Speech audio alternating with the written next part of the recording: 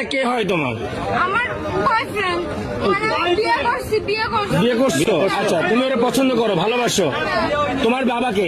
আমার আব্বু ওই যে। ওরা আমি চিনি তো, আমার এই যে ইনি তোমার বাবা, উনি তোমার নিতে আসছে।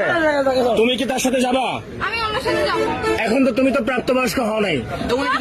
একটু দাঁড়াও, একটু ধৈর্য ধরো। আমি প্রাপ্তবয়স্ক হই না, আমার বিয়ে দেবে কেন? তো আপনি কি আপনার মেয়ে বিয়ে দিচ্ছেন?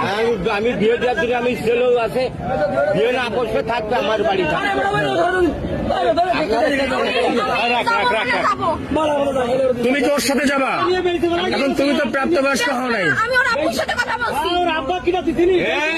ও নাম্বার আমি তুমি ওর কপালে সিঁদুর দেওয়া আছে। না, আমি ওর আরে মুসলমান, মুসলমান।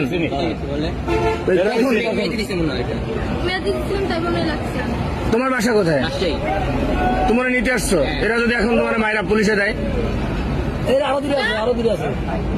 কি করবা? তুমি এত সাহস নিয়ে কিভাবে আসলে রাজশাহী থেকে এখানে? মেয়ে ফোন করেছে এই জন্য এসে। আমি বলছি বলেই তো আসছি। তুমি সাহস দিয়ে আনছো, এখন কি তুমি ওর সাথে যাবা? হ্যাঁ, যাবো। এখন ও যদি তোমার একটা বিপদে ফেলে তাহলে কি হবে? কি করে বিপদে ফেলবে? মনে করো যে একটা বিপদে ফেললো, ও তোমার একটা বিপদে ফেললো। আমার আব্বু বলছে আমি যদি চলে যাইতে চাই আমাকে চলে যাইতে বলছে। এই, তুমি আর গায়ে হাত দেবো না, যা।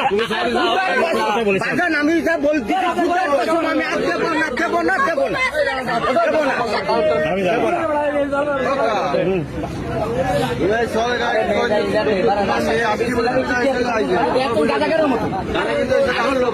আরো লোক আছে, গুরু হচ্ছে সামনে, একটা হিন্দু মেয়ে, এর গুরু আছে। আমি আপনাদের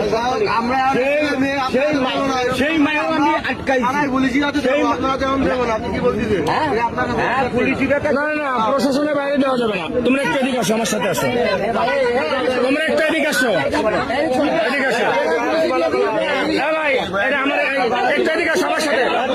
কেউ গায়ে হাত দেবে না, কিছু পাচ্ছি না। কেউ গায়ে হাত দেবে না, আমি তোমাকে বললাম। এদিকে আসো আমার সাথে আসো, এদিকে আসো।